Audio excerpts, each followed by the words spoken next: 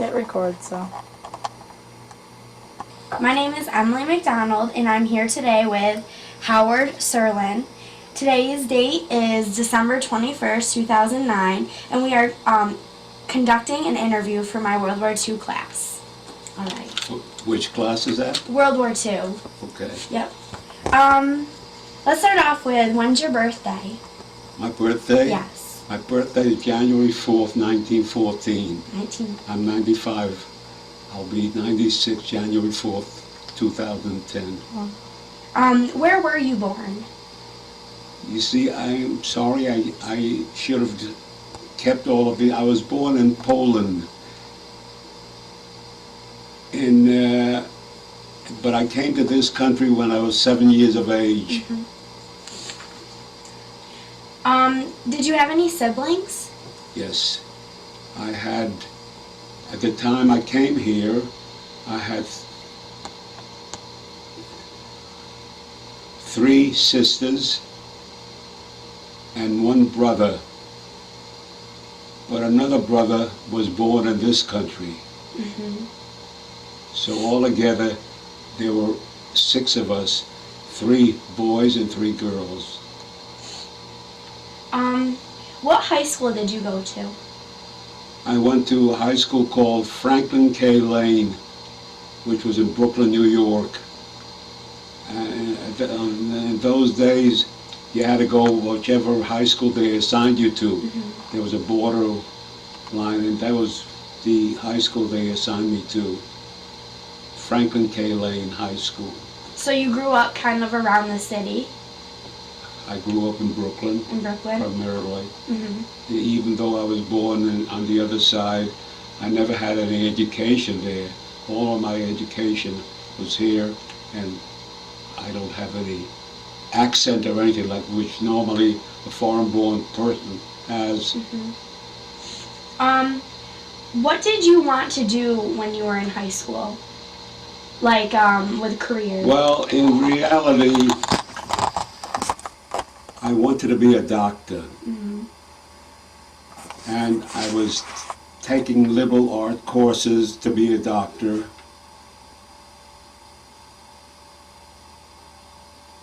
So when it became the time for me to make up my mind what courses to take, I spoke to my dad to find out whether he can help me.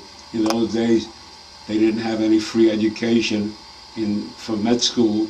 It was very difficult to get in, and he was earning $100 a month as a carpenter for the Kings County Hospital in Brooklyn, New York, and he couldn't help me.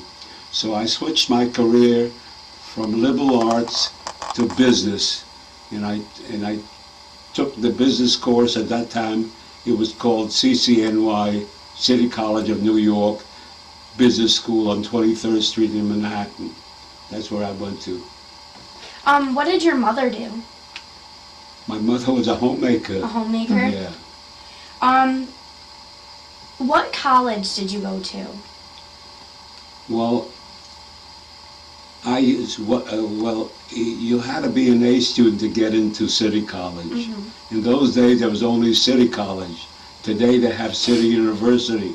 The difference is City College is only one college. City University comprises 20 colleges, including a med school and a law school, Brooklyn College, Queens College, Lehman College. All of these are part of City University. In the days that I went to, they only had City College, so I went to City College. Does anything stand out in your mind about growing up during that time? Or, like, what was good about it, what was bad about it, like, during the Great Depression? Well, it was during the Depression, real Depression. Mm-hmm. People were earning $5 a week. When I went to college, I worked for one of the professors, and my salary was 50 cents an hour. In those days, it was a lot of money, but today it's not.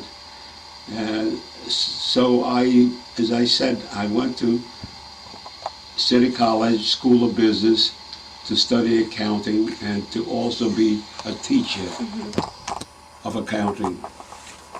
So you went to college during the Great Depression, like when this was Yes. happening? Was that like common for people to go to college during the Great Depression, or because it was like a lot of money? In those days, the average student didn't go to college. I was one of the very few. As a matter of fact, I was the only one in my family that went to college.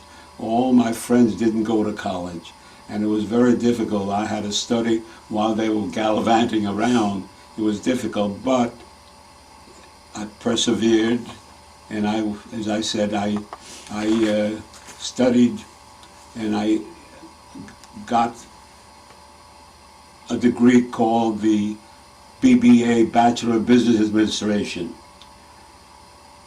Now that degree, if you get that degree, you become a graduate student. But I also wanted to get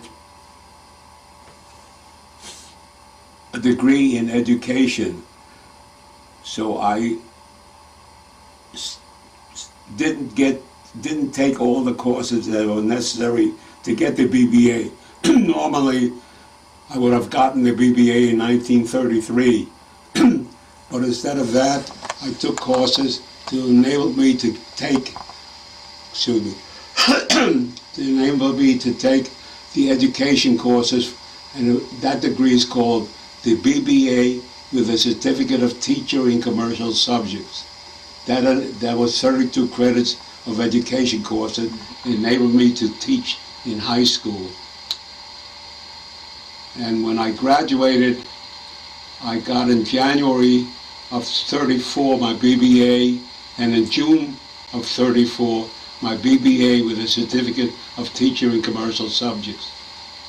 Why did you want to get a degree in education along with business? Because I always wanted to teach.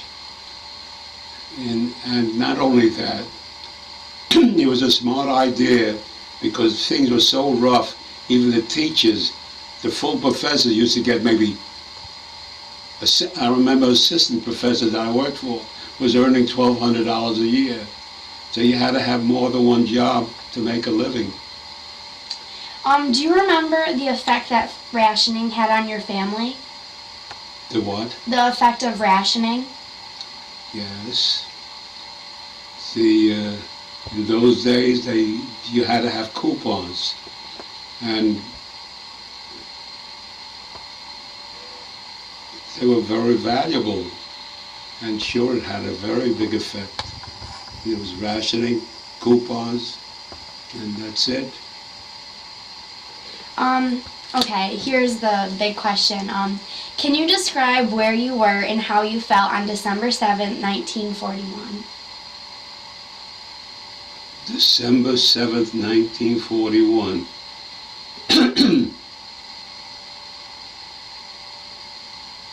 Was that the day that the World War started? Pearl Harbor. Yeah. Well, it was just unbelievable. It was just unbelievable. And the speech that President Roosevelt made was unbelievable. And something else is very unbelievable, which I would like to show you. All right. Can we stop for a moment? Yeah. Original letter, and here's a duplicate of the letter that President Roosevelt sent to me because I was campaigning for him. And this is dated, what date is that? November 17th, 1932. And this is that age, 32. That's why you read this. Inside is the original letter. Dear Mr. Serlin, my attention has been called to your loyal support of the Democratic platform and ticket during the campaign just ended, and I cannot resist sending you a word of appreciation. It means a great deal to me to know that there are so many public-minded men and women working with me to guide our country to security and prosperity again. With all good wishes, yours very sincerely, Franklin Roosevelt. Aww. I bet you felt really important getting a letter from him. That's incredible. I just thought being that you mentioned that, to show you something of evidence there. So I take it that you really liked Franklin Roosevelt. Pardon me? I take it that you liked Franklin Roosevelt and like what he tried to do for our Yes. country. You did? Yeah, no, in those days you needed a man like that. Just like you needed a man like Obama now. Somebody that's going to do something, not just talk. So can you so you think that the way like Roosevelt tried to fix things is kind of like how Obama is today? Like with our war, they're kind of similar in a way? You know, in a way, I had thought of writing to Obama and get a letter from him, but I never did that. I never did that. But, you know, it's a very rough situation now with the war and everything else. There are too many problems. You know, sometimes I wonder if he's able to solve all the problems. Do you recall your feelings when Franklin Roosevelt died? Well, it was hard to believe. It was hard to believe, and yet he was a disabled man, you know. He was a disabled president. He never showed himself fully because he was always sitting in a chair, and it was unbelievable. But there's a lot to it there. He died in somebody else's house, but so you don't know the real facts. Did you ever enlist in the military during this time? Well, or? this is something which I'd like to mention to you. I wanted to enlist, and at that particular time, I was given a job as a cost accountant for a laboratory that did work for the Department of Defense. And they told me at that time that what I was doing was more important than my entering the Army. It perhaps wasn't the right thing to do, but I listened. I was young, naive, and I continued working for this particular firm until it came a time where the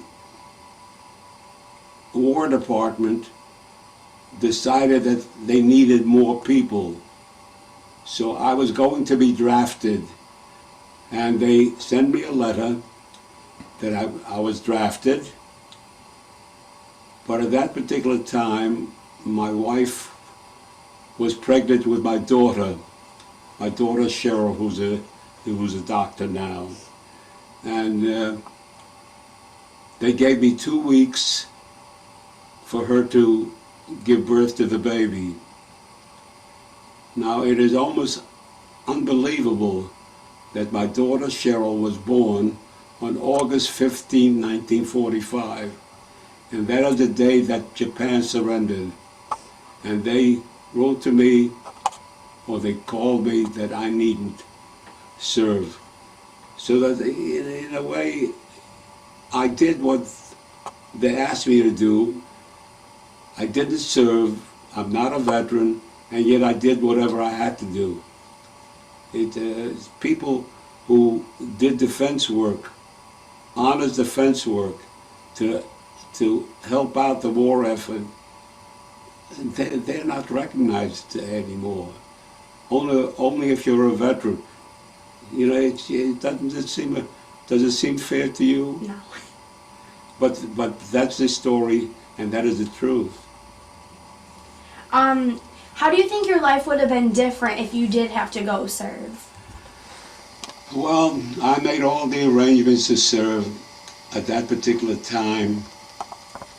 In addition to teaching, I did some accounting work. So when you do accounting work, you do some write-up work for small firms. I don't know whether you know what write-up work. You do bookkeeping.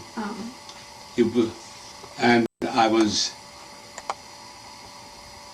my wife helped me at that time, and she was going to take over those small accounts.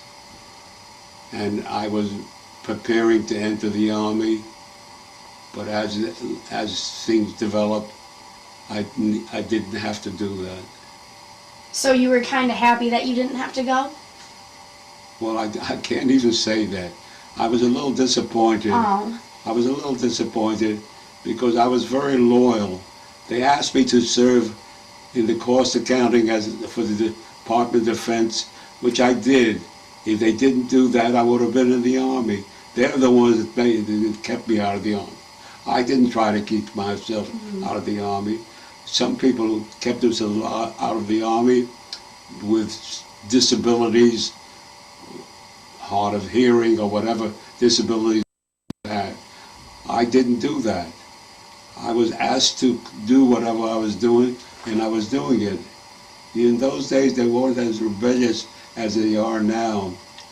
As for example, even when I told you I went to Franklin K. Lane, there was another high school close to where I lived, but my borderline didn't include that. So I had to travel to my high school by trolley, maybe a half hour, 40 minutes. But I didn't rebel. Today they rebel on everything, don't they? Yeah.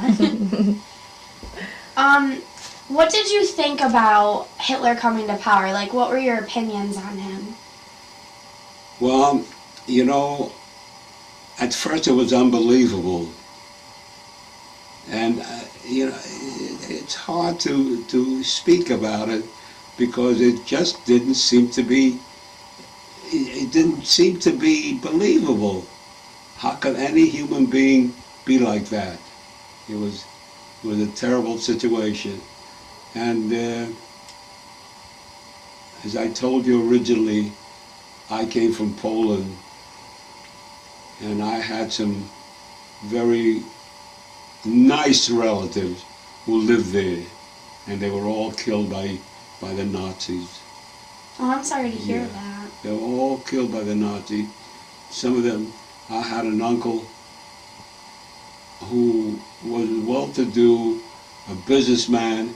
He employed many people, and he ran with his family to the forest, and they found him and killed him. It's a hard thing to talk about. Mm-hmm. So the Holocaust affected you personally? Yeah. Yeah, I had a lot of relatives that were killed. Yep. How was your life changed on the home front? Like here, how did your life change from before the war to after the war? Did anything change drastically, or did it kind of stay the same? When you say you're talking about World War? Yes. Well, you know, as I said to you originally, things were pretty rough. Mm-hmm. So I was busy trying to earn a living. I graduated from college in 1934. It should have been 33, but it was 34. I got married in 1937.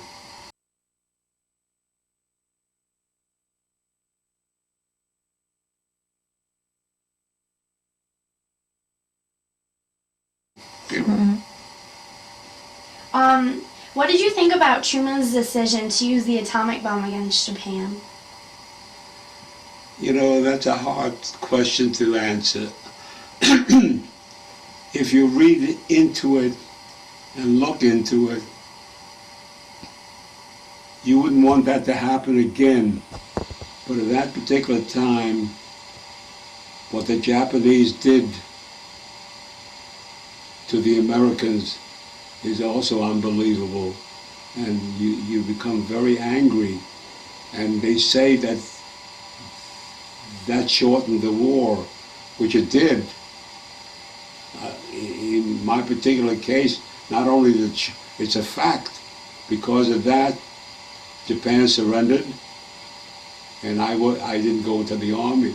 I could have gone into the army, and the war could have continued a number of years, and more people would have been killed. So do you agree with it? Well, I would say that at that particular time, I say yes. Now I wouldn't agree to it.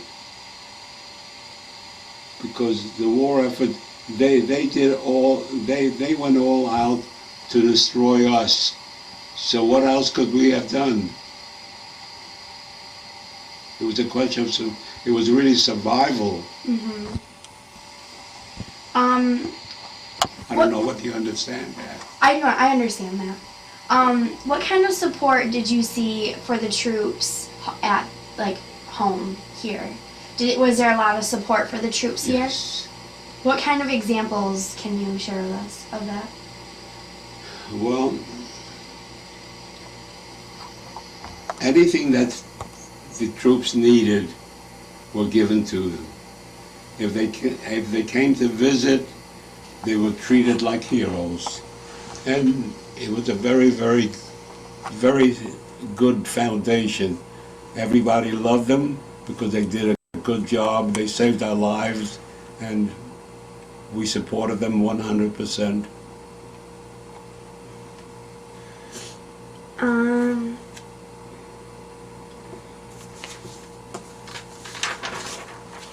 As students, I think it's really important to learn about this kind of stuff. What is one thing that you think every student in America should know about World War II?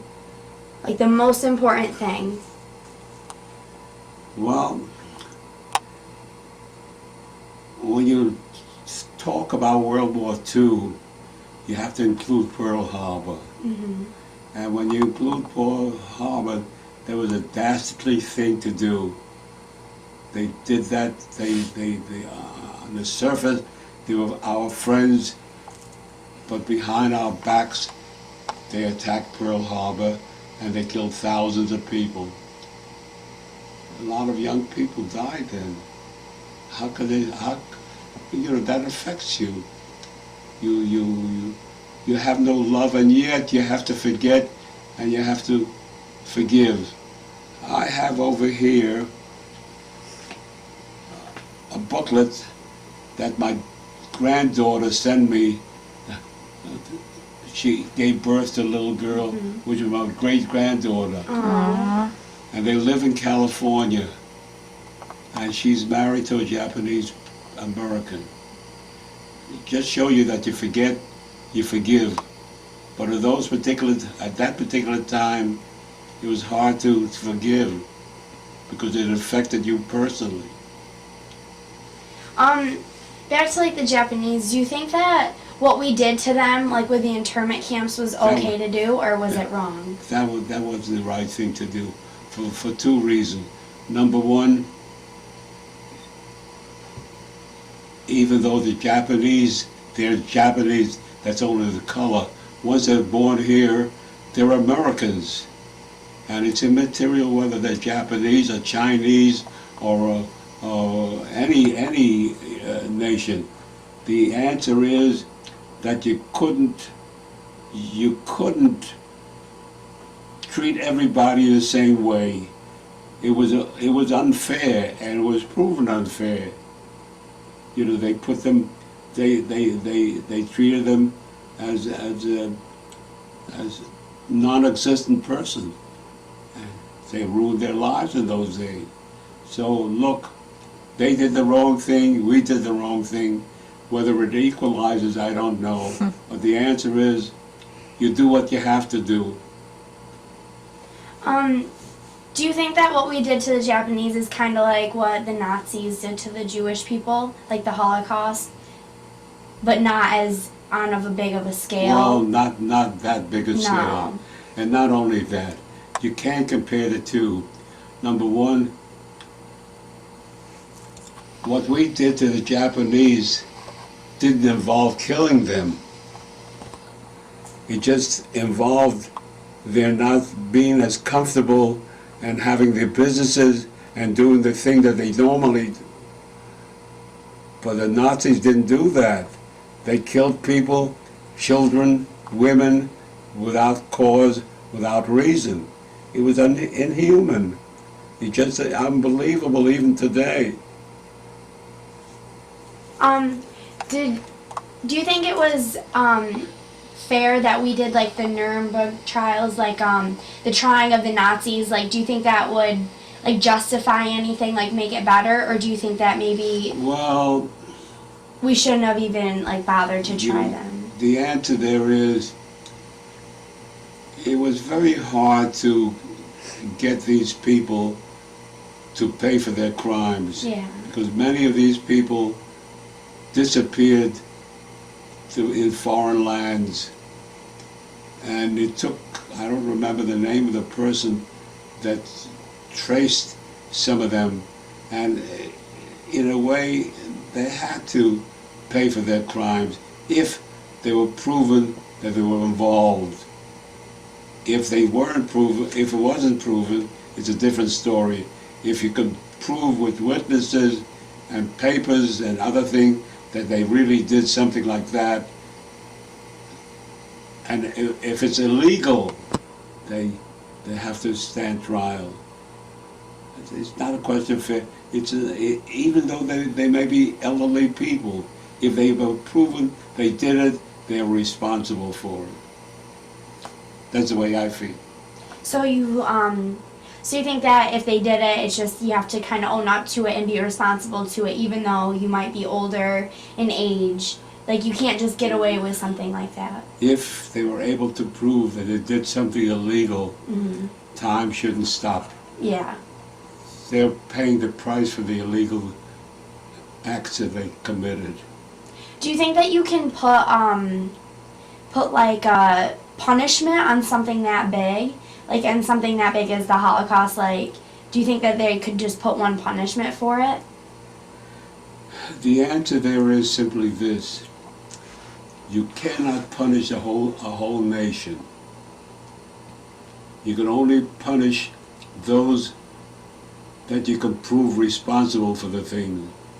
And therefore you cannot say that all Germans are bad, because that is true. But the ones that did the bad things are bad. I like how you say that, even though you had the Holocaust was like something that affected your family personally. Like, you don't hold a grudge against that, like you forgive, kind of. Well, you cannot accuse the entire nation of doing that. Although it seems to me that many people back the Nazis. It isn't just a few, and in a way it wasn't only the Germans, but the Poles were in the same position where they did a lot of things that were bad. I was personally involved in Polish Nazism because I was born in Poland, but I was never in Poland again, although I visited many European countries. Did you have to, do you remember when you lived in Poland? Do you have any memories of that? I was 7 when I came here. It took a year or so. We were traveling from Poland to Ellis Island, I was a youngster. I don't remember much. Why did you guys decide to move here from Poland? Well, as I explained to you originally, my father was traveling back and forth to the United States.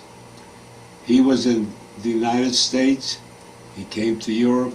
And so the last time he came to Europe, he left me when I was 9 months old. Until my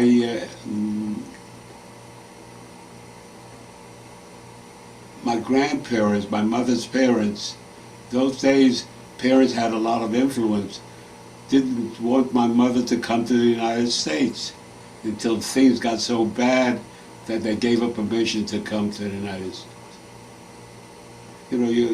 It's hard for young people to understand the influence that parents had in those days. They could choose who they marry, they could choose a lot of things that today you don't choose. Although it was wartime, do you have any happy memories from this time, or Well,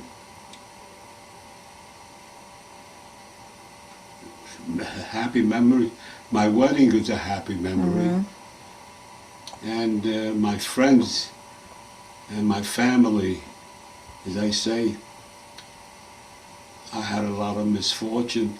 My younger brother, who was 8 years younger than me, who was born in this country, died at the age of 40. Mhm. And a lot of sad things. My daughter, who's married now to another person, was married to a doctor who died at the age of 50. So a lot of things happen that you have to cope with. Is there anything else you think that is very important that you'd like to share with us today about, World War II or like anything about it? Well, is there anything else that you think do you understand the background of the war? And Yep. Those are actually all the questions I have for you, unless there's anything else you think you might want to share. I can't think of anything. No. I thought I gave you a lot of information You did. that you didn't even ask for. That's what we Thank like. you very much. Thank You're you. welcome. Good luck to you, and I hope you get an A. The buses and everything else they had a union transit strike, and people couldn't get to work and couldn't get to work. So I decided, I was near the Belt Parkway, I decided to take a helicopter to Manhattan. And it was written up in all the papers as a flying professor. This is from London. Look, now I don't know. Here, Professor Flies. Oh, this is all about you? Yep. Yeah, You see the name right there? Yeah. So, which is an interesting thing. The other interesting thing is when I started to teach in Borough Manhattan Community College in 1966, there were 450 students, and a couple of the students were in my class, a number of students, and today these students are full professors. Now the reason that I mentioned that to you is because I received a letter from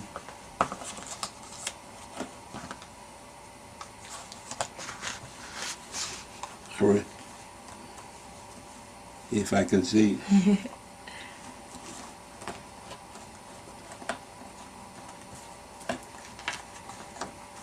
I received a letter from one of the students, and he uses Spanish because I used to use Spanish in my classroom, but you'll see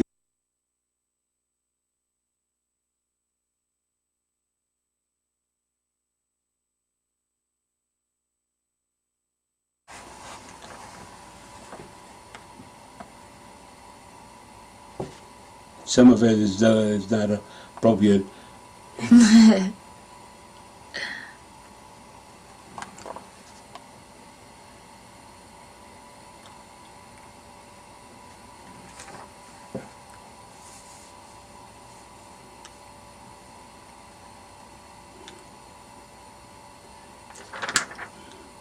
He's 35th year. Yeah. You see the end, he'll say he's a full professor. yeah. And that he started with me in 1966. Wow. He's still there, which is an interesting thing. That's awesome. I have a couple of other. I had once I got a letter from the UN. I don't know whether you know anything about the UN, but today China is the permanent member of the UN. In a long time ago, you had China and you had Taiwan. Taiwan is no longer a member of the UN because China says that Taiwan belongs to them. But the answer is I received a letter from the representative to UN thanking me for helping his daughter get a scholarship to St. John's University. So I have That's those awesome. things. So you have a lot of accomplishments Yeah. from being Yeah. a teacher. That's for sure. But you can't just pick out a couple of things. Exactly. We actually both want to be teachers. That's what we're going to go to college for, both of us. Yep. Which college are you going to go to? Hopefully Potsdam for me. Yeah. And what one did you That's a want? SUNY. Yep. Yeah. You see, you may not have heard about the World Telegram. Brooklyn World Telegram.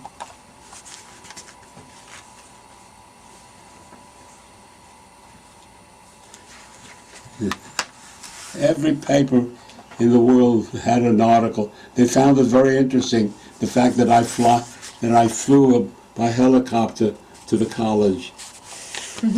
So you were famous, kinda. That's awesome. I know. This is from London. Whoa. That's awesome. Anyhow, I hope you got whatever you wanted to. And good luck to you.